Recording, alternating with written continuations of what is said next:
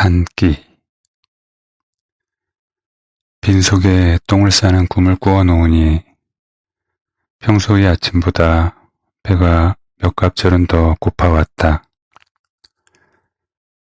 동굴을 빠져나오듯 꿈에서 빠져나와 잠자리를 털고 일어난 나는 할 일 없는 오늘의 산책을 시작했다. 비둘기 한 마리가 싸한 바람 날리는 골목길 귀퉁이를 배회하고 있었다. 비둘기도 혼자였고 나도 혼자였다. 석쇠는 1000마리의 생선은 구웠을 법하게 낡아 있었다. 공단의 매캐하고 무거운 공기와 함께 긴 세월을 보냈음이 한눈에 보인다. 생선 기름에 녹이 슬고 생선 기름으로 녹을 녹이는 일을 반복했을 것이다. 테두리에는 녹이 나고 가운데는 둥글게 기름에 절어 있다. 어쩌면 10,000마리쯤의 생선이나 혹은 그보다 더 많은 생선을 구워냈을지도 모른다. 이른 아침의 생선구이 골목은 사람이 더 이상 살지 않는 폐허의 모습을 하고 있다. 매일 사람 손이 닿은 것임에도 불구하고 오래도록 사람의 손이 닿지 않은 듯해 보이는 무생물스러운 풍경. 사람이 살았던 곳도 아니요, 사람이 살 곳도 아닌 것 같은 느낌의 거리.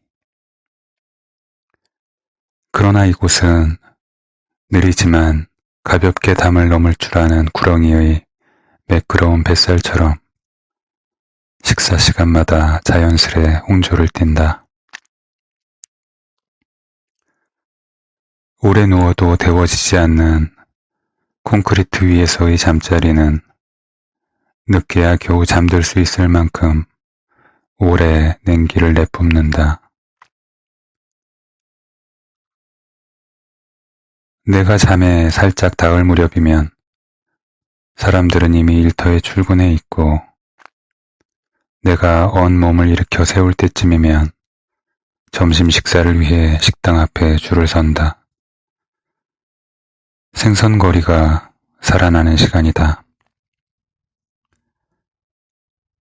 구워지는 생선은 값싸고 흔한 것들이다. 꽁치, 고등어, 이면수, 삼치, 조기, 물오징어 등등. 물오징어는 석쇠가 새까매지도록 고추장을 발라 굽는다.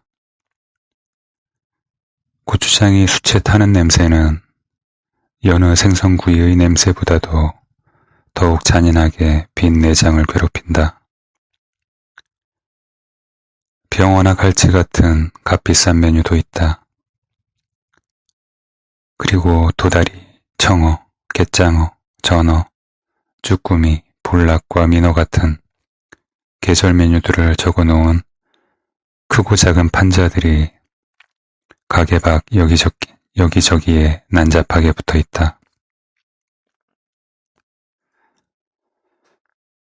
나는 조금 먼 발치의 자리를 잡고 앉아 생선 손질하는 여자와 생선 굽는 아저씨의 모습을 바라본다. 식당 안에서는 반찬을 준비하는 참모와 식사를 나르는 여자 하나가 분주히 움직인다. 생선의 몸에서 나온 기름이 벌겋게 달궈진 참숯 위로 뚝뚝 떨어지며 석쇠 위로 불꽃이 피어오른다. 맛있는 불꽃. 사람은 원죄를 타고난다고 했던가. 문신처럼 영혼에 새겨져서 영원히 지울 수 없는 죄악. 하지만 저 맛있는 냄새를 일구어내는 불꽃으로 영혼을 태우면 원죄조차도 말끔히 지워져 버릴 것만 같은 느낌이 든다. 불길을 살려내는 맛있는 기름에 타오르는 영혼. 아름다울 것 같다. 추한 영혼은 아름답게, 아름다운 영혼은 더욱 아름답게. 그러나 영혼은 타오르지 않고 불 위에서 익어가는 것은 오직 생선과 식욕뿐이다. 나는 생선을 굽는 남자와 자주 눈이 마주친다. 생선을 굽는 일은 지루할 것이다. 자신의 속을 채우기 위해 굽는 것이 아닌 밀려드는 손님들의 입에 들어갈 생선을, 그것도 진종일 앉은 채로 수백, 수천 마리를 구워내는 일에는 인내를 넘어선 도가 필요할 것이다. 남자는 익어가는 생선에서 자주 시선을 놓고 주위를 두리번거린다. 그 두리번거림 속에 내가 고정 게스트로 앉아있다. 남자의 시선은 자주 나와 마주치고 나면 짧거나 긴 시간 동안 서로를 읽는 일에 분주해진다. 내가 남자의 손놀림과 표정을 주시하듯 남자 역시 나의 남루한 차림새와 씻다만 듯 지저분한 얼굴을 유심히 살펴본다. 불편하다. 내가 남자의 시선을 불편해하듯 남자 역시 나의 시선이 불편할 것이다. 나는 남자와의 눈싸움을 피하기 위해 주변을 둘러본다. 뭔가 작은 광고 전단지라도 있다면 그걸 읽는 동안에는 생선구이 집으로 돌아가는 시선을 멈출 수 있을 것이다. 다행히 가까운 발치에 누런 갱지 몇 장이 굴러다닌다. 가정통신문. 정겨운 낱말이다. 학교에서 학부모에게 보내는 통신문. 나도 어릴 적에 저런 종이를 수차례 집으로 날랐던 경험이 있다. 보통은 이러저러한 일로 수업이나 과외 활동에 돈이 들어가니 아이 편에 얼마를 쥐어 보내라는 내용이 대부분이었던 기억이다. 하지만 내가 주운 통신문에는 놀랍게도 학부모가 돈을 쓰지 않고도 아이들 점심을 걱정하지 않도록 학교에서 무상급식을 한다는 내용이 들어있다. 심지어는 한 달치 식단도 한 페이지 가득 빼곡하게 들어차 있다. 하루 평균 5가지의 메뉴가 제공된다. 공짜로 밥을 주는 세상이라니 갑자기 눈물이 나올 것 같다. 공짜가 아니었던 것을 공짜인 줄 착각하며 먹고 살던 시절이 떠오른다. 우리 학교는 친환경 농산물 33종을 사용하고 있습니다. 라고 굵은 글씨로 쓰여 있다. 식단을 살펴보자. 비빔밥, 맑은 콩나물국, 호박지심, 봄동 겉절이. 꽤 괜찮은 메뉴다. 다음날 차조밥, 육개장, 오이 달래무침, 오징어 김치전, 통배추 겉절이, 우유. 그 다음날 현미밥, 미더덕 꽃게탕, 두부조림, 골뱅이, 소면무침, 열무김치, 우유. 매일 이런 점심을 먹을 수 있다면 얼마나 행복할까. 문득 어릴 때 내가 좋아했던 메뉴와 겹치는 것이 몇 가지나 되는지 궁금해진다. 근대 된장국, 동태 매운탕, 청국장찌개, 오징어 삼겹살 불고기, 도토리묵 무침, 오이지 무침, 배추 된장국, 나박김치, 고등어 김치찜, 이면수구이, 생선가스, 두부조림, 열무김치, 메추리알 장조림, 부대찌개, 참나물 겉절이, 백김치, 쇠고기 미역국. 참으로 아름다운 음식들이다. 잔반 없는 날에는 잔치국수나 카레, 짜장밥 등이 나온다. 공짜로 먹을 수 있는 아름다운 밥상. 하루에 2번, 아니, 하루에 단 한 번만이라도 이런 밥상을 받아 먹을 수 있다면 얼마나 좋을까. 굵은 침이 마른 목구멍을 타고 꿀꺽 넘어간다. 길 건너편에 앉은 생선 굽는 사내의 귀에까지 들릴 만큼 육중한 소리다. 혹시 침 삼키는 소리를 들키지 않았을까 싶어 생선 굽는 사내에게로 시선을 돌려 눈치를 살핀다. 남자는 조금 전보다 더욱 분주한 손놀림으로 생선을 굽고 있다. 그새 손님이 늘어난 모양이다. 한겨울인데도 남자는 반팔 차림이다. 종일 불과 씨름해야 하는 탓일 것이다. 비가 내리면 날지 않는 새가 있다.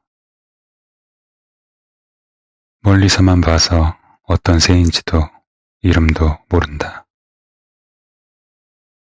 오른손 한 뼘을 훌쩍 넘는 회색 깃털을 가진 작지 않은 새다. 이 새는 비가 내리면 나뭇가지 위를 폴짝거리며 뛰어오른다. 마치 사람이 가파른 언덕을 오르는 모양새다. 이 가지에서 저 가지로 건너뛰기도 하지만 절대로 날아오르는 법이 없다. 남자의 팔뚝을 보다가 문득 비가 내리면 날지 않는 새가 떠올랐다. 남자의 팔은 살과 털로 가득하다.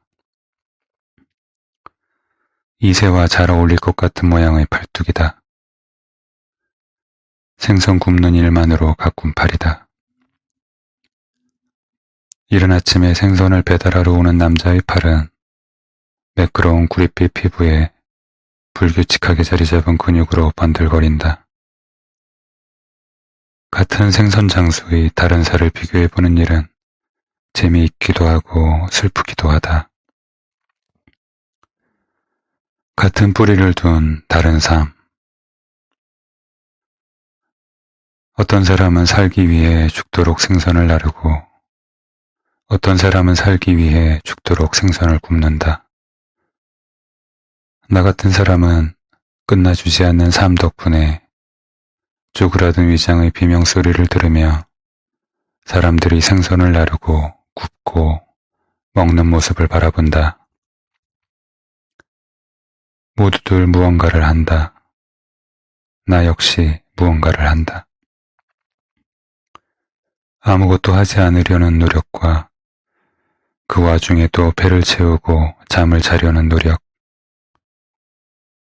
공기는 맑고 날은 흐리다. 태양을 가린 구름 아래에서 사물들은 본연의 색으로 빛난다. 노란 혹은 붉은 빛을 머금지 않은 색은 색 그 자체로 차분히 가라앉아 있다. 외부로부터 방해받지 않는 모든 것들은 방해하고자 하는 모든 요인들로부터 자유롭다. 생선 굽는 남자가 처음 석쇠를 들었을 때는 어쩌면 생선 굽는 일을 사랑했을지도 모른다. 가끔 그의 얼굴에 떠오르는 미소를 보고 나는 짐작할 수 있다. 어떤 순간 딱 알맞게 익은 생선구이를 바라보는 그의 표정에서 그가 일로만 생선을 굽는 게 아니라는 것을 읽을 수 있다. 그러나 아무리 즐거운 일이라도 사람의 삶 속에 들어오면 언젠가 지루해지고 만다. 삶이 계속되기 때문이다. 삶이 끝날 때까지 지속되는 단 하나의 즐거움이란 존재하지 않기 때문이다. 언젠가 이 남자의 얼굴에서 생선을 굽는 일에 만족하는 단말마의 미소조차 사라질 무렵이면 남자는 생선이 자기를 속였다고 생각할지도 모른다. 어쩌면 어쩌면 숯과 불과 생선이 생선구이 냄새를 맡으면 침이 고여드는 입안의 혀가 자신을 속였다고 원망할지도 모른다. 식사 후에 손님들이 내미는 식대를 원망할지도 모른다. 생선과 숯과 혀와 돈이 자신을 속이고 자신의 인생을 지루함의 나락으로 빠뜨렸다고 원망할지도 모른다. 원망의 시작은 해가 지고 밤이 내리는 풍경과 닮아 있다.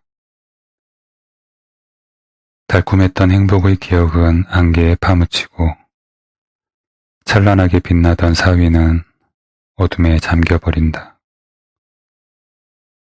즐거움은 잠시지만 지루함은 한 번 시작되면 끝나기 전에는 끝나지 않는다. 점심시간이 지나고 생선구이집에도 평화가 찾아온다. 남자는 이제 가게 식구들과 자신이 먹을 생선을 굽는다. 매일 먹어도 질리지 않는 음식이란 없을 테지만 생선은 종의 다양성을 무기로 매일 먹어도 질리지 않는 음식이 될 수도 있을 것이다. 오늘은 도루묵, 어제는 삼치, 그제는 고등어, 내일은 갈치, 모레는 이면수. 구이가 물리면 조림이나 찌개로 돌변하기도 할 것이다. 딸린 반찬은 몇 가지나 될까? 아마도 국물이 기본으로 하나쯤 있을 것이고 서너 가지 단출한 반찬일 것이다. 남자는 석쇠 위에 올렸던 생선을 그대로 들고 가게로 들어간다. 대포집 스타일의 둥근 스테인리스 테이블 위에는 이미 찬들이 놓여 있다. 남자는 그제야 얇은 겨울 잠바를 걸쳐 입고 늦은 식사를 시작한다. 식사 중간중간 사내는 나와 눈이 마주친다. 가게 식구들의 식사는 조용하고 느리다. 대화도 없다. 큰 욕심 없이 살면서 주어진 삶을 떠나거나 버리지 못하는 사람들이 가진 단단함이 느껴진다. 빠르지도 느리지도 않은 정속주행 인생. 무덤덤한 표정으로 식사가 계속된다. 바닥에 닿은 영혼이 낙하를 두려워하지 않듯 다가올 것이 없는 현실 앞에 선 자들이 미래를 두려워하지 않듯 육중하고 흔들림 없는 일꾼들의 점심 식사가 계속된다. 남자는 잠시 후 또 고개를 돌려서 가게 밖 길 건너편에 앉아있는 나를 쳐다본다. 마치 평생 동안 단 한 번도 깜빡여 본 적 없는 것처럼 잘 고정된 눈동자다. 남자와의 눈싸움에 피로해진 나는 문득 걷고 싶어진다. 긴 산책 말고 가벼운 산책. 1km쯤 걸으면 열대어와 어항을 파는 가게가 있다. 생선 굽는 냄새로 시작한 아침이니 다음 순서로 수족관을 구경하는 건 왠지 잘 어울리는 순서인 것 같다. 죽어서 식탁 위에 오르는 물고기와 어항에 갇혀 생명을 이어가는 물고기. 그 다음은 무엇이 좋을까? 일단 걷자. 작은 동네 슈퍼마켓을 지나고 동네 고양이들에게 밥을 주는 주인이 사는 분식집을 지나고 대규모 카센터를 지나서 대로변으로 나서면 큰 은행이 있고 은행을 지나 조금 더 걸으면 내외장을 말쑥하고 세련되게 꾸며놓은 열대어 판매점이 있다. 골목 안의 세상과 대로변의 세상은 색과 빛과 온도부터가 다르다. 심지어 냄새조차도 다르다. 골목 모퉁이를 돌아 대로에 나서면 사람들에게서도 길에서도 나무에게서도 아무런 냄새가 나지 않는다. 골목을 벗어나서 대로에 발을 내딛는 순간 눈이 부셔오고 현기증이 인다. 가뜩이나 초라한 차림의 자신이 쓰러지는 마른 재처럼 더욱 무가치하게 보인다. 나 같은 사람은 이렇게 말끔하고 빛과 색으로 눈부신 대로변에 오래 머물러서는 안 된다. 특히나 거울처럼 빛나는 쇼윈도 앞을 오래 서성이는 것은 더욱 주의해야 한다. 하지만 오늘은 잠시만, 아주 잠시만 물고기들을 구경하고 싶다. 10m는 좋게 넘을 듯 긴 쇼윈도는 여러 대의 수족관으로 꾸며져 있고 각각의 수족관마다 오색 찬란한 열대어들이 종류별로 담겨 있다. 어떤 열대어는 현란한 색만큼이나 움직임도 화려하다. 넓적하고 큰 덩치의 열대어는 바쁠 일 없다는 듯 느릿느릿 지느러미를 젓는다. 수족관마다 안에 담겨있는 열대어의 이름표가 붙어있다. 코리도라스, 네온 테트라, 블랙 네온 테트라, 구피, 알리, 제브라 블랙코, 프론토사, 샤페, 아로와나. 나는 구피라고 쓰인 수족관 앞에 선다. 빠른 듯 느린 듯 다양한 속도로 유영하는 구피들은 색도 다양하고 크기도 다양하다. 아마도 3, 4대쯤에 걸쳐있는 부모 자식들이 모두 한 수족관 안에 있는 듯하다. 꼬리가 화려한 놈들이 있는가 하면 단정한 붉은색으로만 치장한 놈들도 있다. 구피가 담긴 수족관 안에는 몸 전체가 붉은색인 달팽이들도 함께 산다. 얼핏 세어봐도 수십 마리가 넘는다. 느리게 움직이고 어떤 건 아예 움직일 생각이 없어 보인다. 모래바닥과 유리와 수초, 이파리 모두가 달팽이들의 체중을 지탱하느라 분주하다. 큰 달팽이 몇 마리가 수족관 위쪽 구석에 몰려있다. 그중 한 마리가 유리에 붙어있던 몸통의 힘을 빼자 수족관을 휘감고 도는 물살에 휩쓸려 긴 유영을 시작한다. 비눗방울처럼 물속을 둥둥 떠다니던 달팽이가 어느덧 마음에 드는 자리를 찾았는지 몸통을 길게 빼더니 근사한 자세로 수초에 몸을 붙인다. 구피 몇 마리가 총알처럼 튕겨나가며 자리를 비켜준다. 느리고 현란한 움직임으로 가득 찬 수족관 안의 세계는 아무리 오래 보고 있어도 지루하지 않다. 작은 공간 속 화려한 수중 무대에서 펼쳐지는 늘 새로운 쇼. 아마 신들도 작은 공 위에서 박을 대며 살기 위해 안간힘을 쓰는 인간들을 구경하는 일이 지루하지 않을 것이다. 수족관 한쪽 구석에는 어린 구피들이 떼지어 모여 있다. 아마도 같은 날, 같은 어미에게서 난 자식들인 모양이다. 눈에 힘을 주지 않으면 보이지 않을 만큼 작다. 세상을 본 지 얼마 안 된 듯 눈동자에 호기심이 가득하다.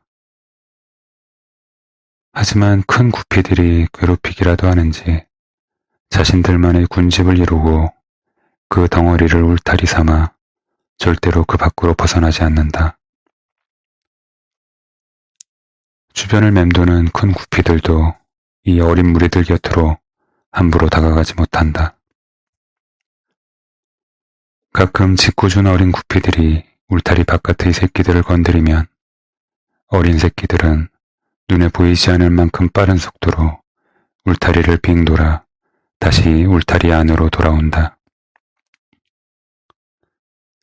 중간 크기쯤 되는 어떤 구피는 바닥과 수면을 쉬지 않고 간다. 벌을 받고 있는 것인지 아니면 다이어트라도 하는 것인지 불통이 튀어오르는 속도로 솟아올랐다가 바닥으로 낙하하기를 반복한다. 속도로만 보자면 거뜬히 물 위로 뛰어오를 수 있을 것 같지만 결코 수면 위로는 날아오르지 않는다. 바깥 세상이 두렵기라도 한 것일까? 붉은 먹이를 쏟아붓는 거대한 존재들이 무서운 것일까? 물속 세상에도 육지를 갈라놓는 지진처럼 균열이 생길 수 있다는 걸 깨닫고 불안에 떠는 것일까? 자신의 삶이 이어지는 공간이 자연이 아니라 공장에서 찍어낸 유리 상자라는 것을 알고 불쾌해하는 것일까? 큰 길의 오후가 조금씩 기울어가고 있다. 바람은 동쪽에서 서쪽으로 고개를 돌렸다. 남쪽을 향해 서서 8시 방향을 슬며시 바라보면 몇 채로 반으로 쪼개질 달이 은빛으로 빛나고 있다. 쇼윈도 안에는 주인으로 보이는 여자가 TV를 켜놓고 앉아있다. 보랏빛 하늘 아래에 높게 자란 야자수 잎들이 바람에 휘날리는 장면이다. 나도 모르게 내 귀에만 들리는 독백이 흐른다. 빨래는 잘 마르겠군. 주인 여자는 거슬릴 정도는 아니지만 눈에 띌 만큼 훌륭히 화장한 얼굴이다. 또 내 귀에만 들리는 독백이 흐른다. 화장을 24시간 뒤집어 쓰고 살 수는 없을 텐데. 어느 노인의 말이 떠오른다. 유난히 화초 가꾸는 일을 좋아했던 노인이다. 화장이 짙은 여주인이 돌보는 꽃가게에서는 화초를 사지 말게. 왜 그렇습니까? 자신을 가꾸는데 바쁜 이가 화초를 돌보는데 정성을 들이겠는가? 잘 알겠습니다. 열대어 가게의 한쪽 벽에는 특이하게도 세계의 특정 지역의 일주일간 날씨를 보여주는 전광판이 붙어 있다. 아마도 열대어 가게에서 파는 열대어들의 원산지를 골라낸 지역의 일기에 보일 것이다. 아프리카 대륙의 킬리만자로는 이번 주 내내 소나기다. 만년설 아래로 쏟아지는 소나기의 모습이 궁금하다. 소나기라면 안개에 가까운 모습일 것이다. 대기를 점령한 물방울들이 하늘을 가릴 만큼 거대하고 촘촘하게 쏟아져 내릴 것이다. 스쿠리 부문에는 빗물 알갱이들은 잠시 킬리만자로의 만년설을 가릴 테지만 곧 쏟아져 내릴 뜨거운 태양이 대지의 옅은 물방울들을 하늘 높이 날려버리고 하늘에 뜬 무수한 빗물 알갱이들은 결국 킬리만자로의 만년설을 살찌울 것이다. 킬리만자로의 소나기와 킬리만자로의 대지와 킬리만자로의 만년설은 일주일 내내 같은 일을 반복할 것이다. 부웅. 어디선가 급하게 날아온 광풍 한 자락이 몽상을 방해한다. 하늘을 올려다보니 금세 먹구름이 자욱하다. 물고기 구경에 정신이 팔려있는 동안 땅바닥에 들여온 그림자의 농담을 확인하지 못한 탓이다. 눈이건 비건 일단 쏟아질 게 확실하다면 어서 피할 곳을 찾아야 한다. 전철 역사로는 가고 싶지 않다. 그렇다면 지난밤을 신세졌던 강으로 이어진 터널이 가장 좋을 것이다. 나는 수족관을 향해 걸어왔던 길을 그대로 거꾸로 걷는다. 또 한 번의 광풍이 골목 안 구멍가게에 걸린 차양을 찢을 듯 때리고 지나간다. 기왕 내릴 거라면 눈이었으면 좋겠다고 생각한다.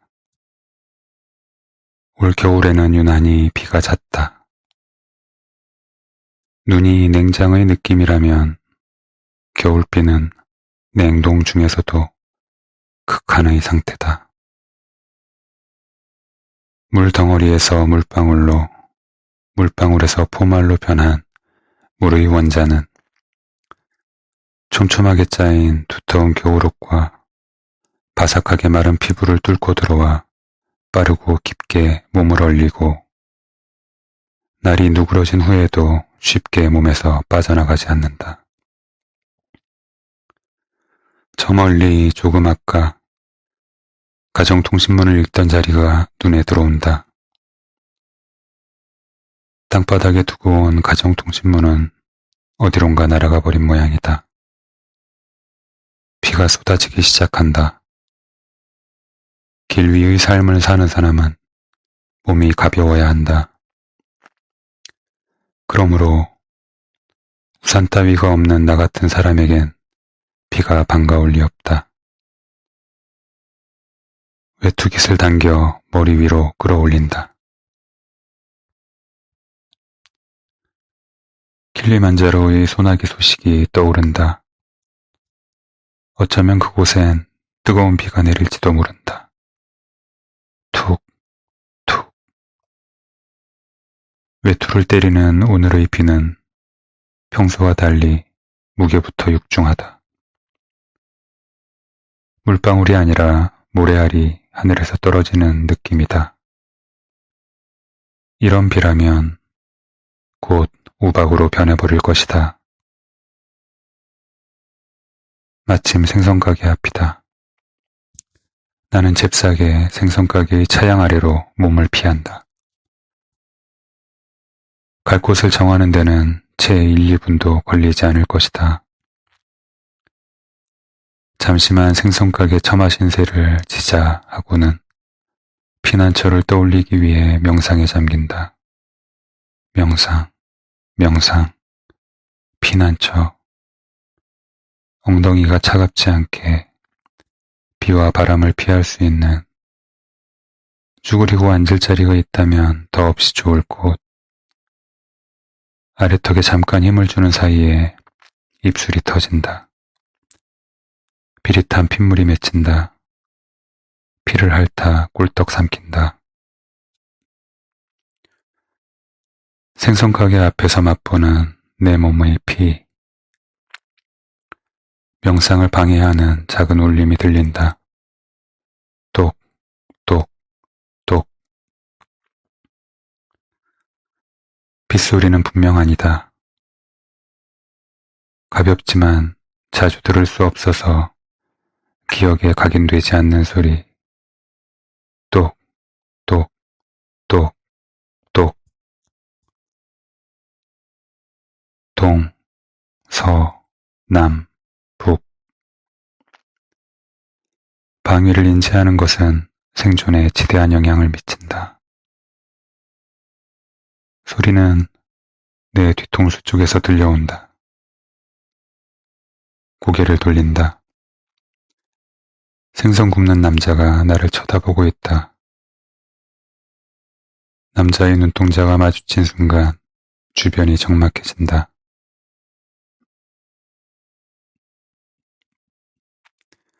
빗소리도 잠시 고요 속으로 자취를 감춘다. 왜? 라는 메시지를 눈동자에 담아보낸다. 죽은 이에게는 사망이 낯설지 않을 것이다. 산자에게 삶이 낯설지 않고 생선을 구우며 평생을 보낸 이에게 불에 그슬린 생선의 눈깔이 낯설지 않은 것처럼. 하지만 남루한 차림의 거리의 사내를 향해 그윽한 눈동자로 창문을 노크하는 남자는 조금 낯설다. 다행히 그의 시선에서는 가진 자들이 못 가진 자들을 바라볼 때 담아 던지는 비열함이 느껴지지 않는다.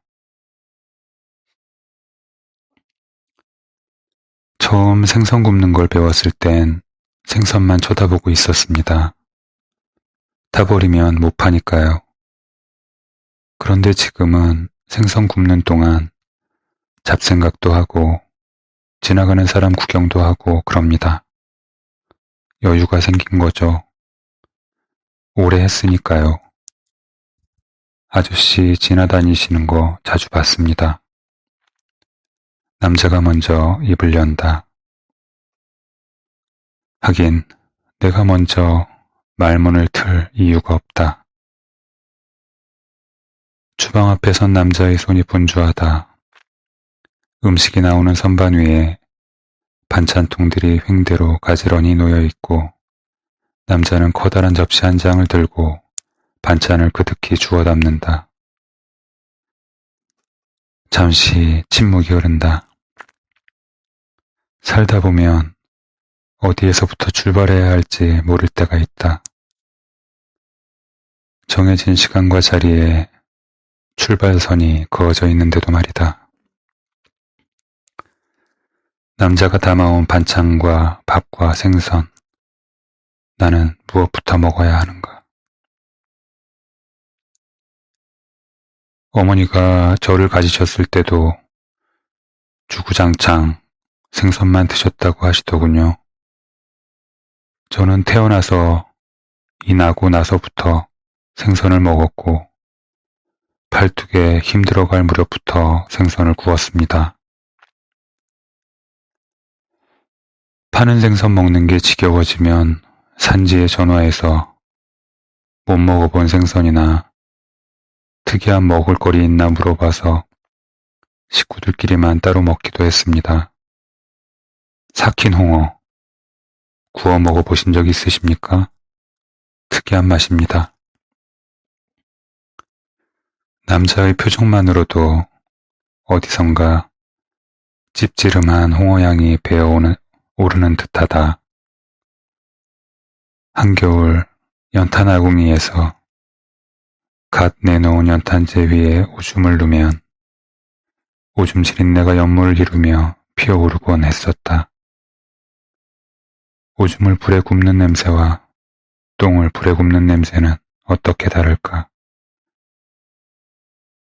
삽시간에 똥통에 빠진 듯 지옥 같은 황홀경을 선사할 법하지만 어느 쪽도 구미를 당기지는 못할 것 같다는 생각이 든다.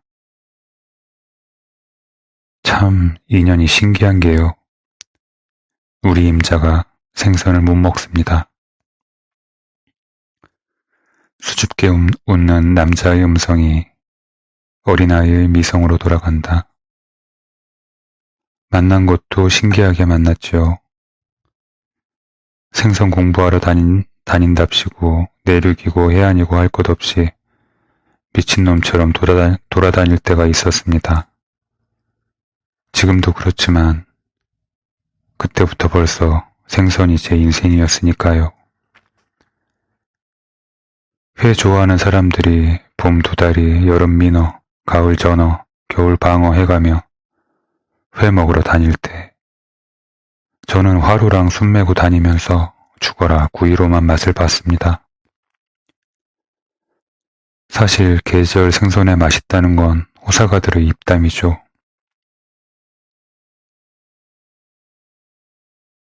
사계절이 닳도록 같은 회를 먹어봐야 어느 계절의 최고라고 얘기할 수 있는 거니까요. 저는 이제 회가 아니라 고래도 한 마리씩 사다 먹어도 될 만큼 돈을 벌었지만 지금도 회는 별로 안 좋아합니다. 참, 집사람 만난 얘기를 하려다가 그만 갓길로 샜네요. 생선 굽는 남자의 얘기를 듣고 있던 중에 문득 한 여자가 떠오른다. 가슴은 늘 슬픔으로 먹먹했고 자신을 묶고 있는 사슬의 정체를 알고 있으면서도 벗어나지 못하는 큰 가슴과 가느다란 팔뚝을 가진 차가운 미모의 여자다. 그녀는 입버릇처럼 죽은 후에야 자유로울 수 있을 거라고 말했었다. 그녀가 잠긴 무덤 속은 견딜만 할까? 그녀를 마지막으로 본 후로 꽤 오랜 시간이 흘렀지만 나는 아직 그녀의 부음을 전해 듣지 못했다. 그녀는 여전히 무덤 속에 있을 것이다. 무덤 속에서 가쁘게 호흡하며 살아있을 것이고 아마도 아직 자유롭지 못할 것이다. 폭풍처럼 쏟아져 내리던 빗발의 숨이 잦아들면서 가게 밖 차양의 연주가 가느다란 소리로 변하자 슬슬 생선 굽는 남자의 이야기가 귀에 들어오기 시작했다. 어쩌면 사내는 울적한 날씨 탓에 점심과 저녁 피크 사이의 한적한 휴식 시간을 심심하게 보내기 싫었는지도 모른다. 쉰내나는 공짜 손님 한 분 불러들여 대접하면서 나는 너에게 밥을 주니 너는 내 심심한 인생이 내뱉는 말에 귀를 기울여라. 나는 생선 굽는 남자의 이야기가 귀에 들리기까지 생선뼈로 우려낸 육수 한 잔을 들고 멍하니 앉아 창밖을 바라보고 있었다. 봄부터 조개를 바라볼까 합니다. 조개가 종류는 다양해도 맛이 비슷비슷한 놈들이 많거든요. 그래도 조개 껍질 무늬 봐가며 골라먹는 재미가 있는지라 제가 아는 조개는 드릴 수 있는 대로 다 들여오려고 합니다. 골뱅이, 바지락, 키조개, 칼조개, 게조개, 돌조개, 참조개, 웅피, 대합, 명주조개, 가리비, 민들조개, 홍합에 비단조개까지요. 요즘은 냉동 기술이 발달해서 사시사철 먹을 수 있는 게 많아졌어요. 한여름에도 석화를 먹는 세상이니까요. 시험삼아 냉동조개 취급하는 데서 시켜 먹어봤는데 맛이 그럴듯하더라고요. 생선구이 가게에서 조개 구워 판다고 뭐라 할 사람은 없을 테고 실은 생선만 굽는 게 이제 좀 지겨워졌습니다. 남자가 조개 이야기를 꺼낼 무렵에 이미 서너 가지의 반찬이 거덜났다. 나는 그가 조개를 팔아도 좋을 것이라 생각했다. 어쩌면 조개를 굽는 일은 남자가 아니라 남자의 아내가 해도 좋을 것이다. 남자의 아내는 생선을 먹지 못하는 사람이고 생선을 먹지 못하는 사람은 생선 냄새도 맡지 못하는 사람일 테니까. 아니면 생선 가게 옆에 조개 굽는 가게를 하나 더 내도 좋을 것이다. 조개 굽는 집에는 아마도 수족관이 필요할 것이다. 조개가 가득한 수족관 위에 대로변에서 본 열대어 수족관이 있어도 괜찮겠다는 생각이 들었다. 조개만 보고 살아야 하는 삶은 무료할 것이다. 생선을 구우며 거리 풍경을 들여다보는 남자처럼 남자의 아내도 조개를 꺼내면서 열대어들이 노니는 풍경을 들여다볼 것이다. 둘 다 심심하지 않은 인생이다. 그 정도면 뭐 그럭저럭. 냄새나는 몸으로 식사를 즐긴 짧은 시간 동안의 대화 아닌 대화 끝에 남자는 마침표를 찍듯이 말했다. 세상은 사람의 엄살을 들어주는 곳이 아니더라고요. 그걸 느낄 때마다 참 외롭습니다. 햇볕에 말라 죽으려고 바다를 헤엄치는 생선은 없을 것이다. 가게를 나오는 순간부터 남자의 얼굴이 기억나지 않는다. 남자는 매일 죽은 생선을 나르고 죽은 생선의 눈동자를 보면서 죽음의 고독을 생각할지도 모른다. 살아생전의 고독은 때로 외로움이 아니라 충만함일 수도 있을 것이다. 죽음을 두려워하는 자가 목전에 닥친 죽음 앞에서 두려움에 떨고 그 고독의 두려움에 잠식당한 눈동자를 죽음의 고독이라고 명명한다면 그런대로 잘 어울릴지도 모르지만 남자는 매일 죽은 생선을 나르고 그들의 눈동자를 보면서 고독의 충만을 생각할지도 모른다. 어쩌면 그들의 최후였던 고독의 행복을 부러워할지도 모른다. 그러나 매일 수백 마리의 죽음의 눈동자를 보는 일이 반복되면 그들의 고독이 두려움인지 충만함인지 행복인지조차 못 느끼게 될지도 모른다.